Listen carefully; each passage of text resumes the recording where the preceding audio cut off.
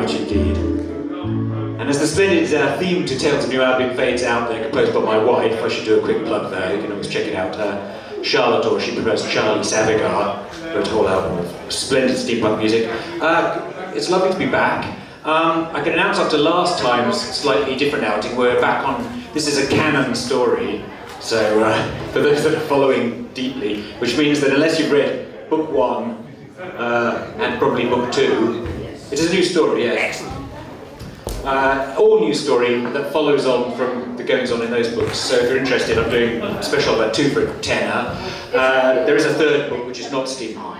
It's not steampunk, so it probably shouldn't be here. But in any case, if you're interested in more non-steampunky sci-fi, I have one of those as well. Right. So moving on. So quick update. There's my water is arriving. Thank you, my good man. So that's my. Splendid approach there.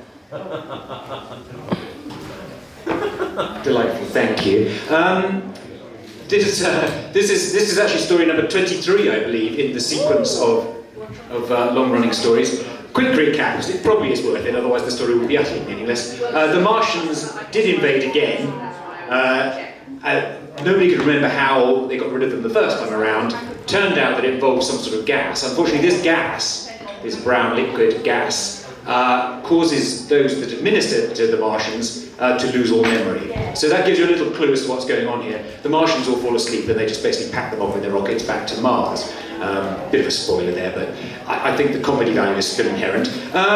So this is what happens. Our esteemed heroine, Ellen Hall, and King's agent, Cleanta, both were tackling the Martians, accidentally became exposed to this brown gas and fell asleep and forgot completely how they came to be on a Martian rocket. So that's where we pick the story up. They're clueless, we're all clueless. It's a good place to start. I'm now going to just have some of this water. Thank you, Ben, for bringing that. So this is story 23, Tales of New Album. It will be in volume 3 at some point when I finally finish it, which will probably be about 5 years' time. So by then you'll have forgotten what the story was anyway. Number 23, Gremlins in the Works, literally, it's called. A whole while later, Ellen Hall woke up. It was hard to know exactly how long she'd been asleep, and this in itself was strange. What was even more perplexing was the fact that she had no idea where she was or how she had got there. Her limbs felt extraordinarily stiff, and it took a while before she'd even wiggle a little finger on her smallest hand, her left one, but only just. Whilst attempting to achieve this, she tried to study the ceiling for clues, since moving her head was even more of an effort. The ceiling, though, shiny silver metal, possibly aluminium, functional lighting, wasn't offering much in the way of clues. Could be anywhere, really.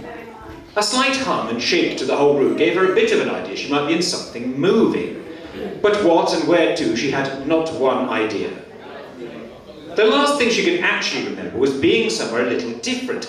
Certainly not one of her usual haunts. A lot darker and colder, essentially featureless.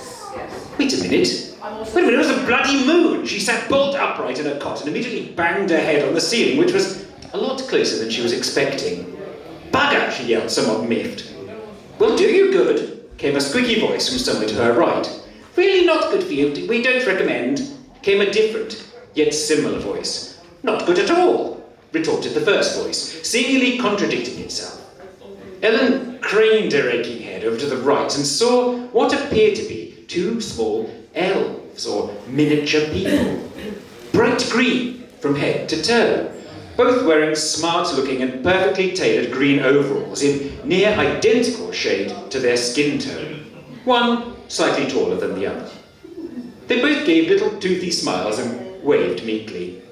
The whites of their teeth and eyes, the only things that weren't green about them. It's terrible you've woken up, stated the first one. It's really lovely you finally aroused, contradicted the second. Really lovely you're okay, added the first one. Well, thank you. But who are you? Croaked Ellen, thinking it was actually odds on she was still asleep and dreaming the whole thing. I'm Gertrude, stated the first miniature person confidently. He's Ratchet, and I'm Thimble, added the slightly bigger of the two. Ratchet, that's my name. Well, it's nice to meet you both. My name's Ellen. Do you mind me asking what manner of creatures you are? Very rude, chirped the first. Not at all. We go by a few names on your planet. Elves, Lilliputians, gremlins, leprechauns, brownies. Brownies, confirmed the first elf. But you're green, chipped in Ellen, looking quizzical. Long story. Not really that long, quite short. Quite short, really. They were quite the double act, and Ellen found she was giggling slightly to herself.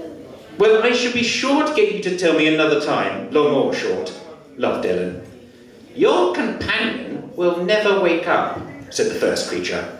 Your companion is waking now, contradicted the second. Waking up now, indeed, take a look, finished the first elf, pointing with one neatly manicured finger. Ellen had totally forgotten she was not alone and turned her complaining neck to look at the cot next to her, to see the beautifully formed shape of Cleanta beginning to rouse. She felt her heart flutter. As she reached out to grasp her arm, she noticed that she was not wearing anything she recognised, but rather beautifully stitched clothes that fit them wonderfully, albeit a little old-fashioned in style, and every piece of fabric and stitch a shade of green. Cleanta continued to rouse and grasped Ellen's hand as she saw her. Where are we? She inquired through gummed-up lips. Impossible to say, chirped Ratchet. Happy to explain, retorted Thimble. Very happy to explain, added Ratchet. At this point, Thimble instructed Ratchet to go and get the humans food and water, and the smaller of the two left, without a further word. Ratchet is a little contrary, said Thimble, after the little door closed behind him. He has a syndrome. Easier perhaps if I do the explanation solo. Yes, thank you, exclaimed Ellen, with relief. The story was quite something in the telling, detailing how Ellen and Cleanta had managed to fall into a coma aboard a Martian rocket for unfathomable reasons, heading back to Mars.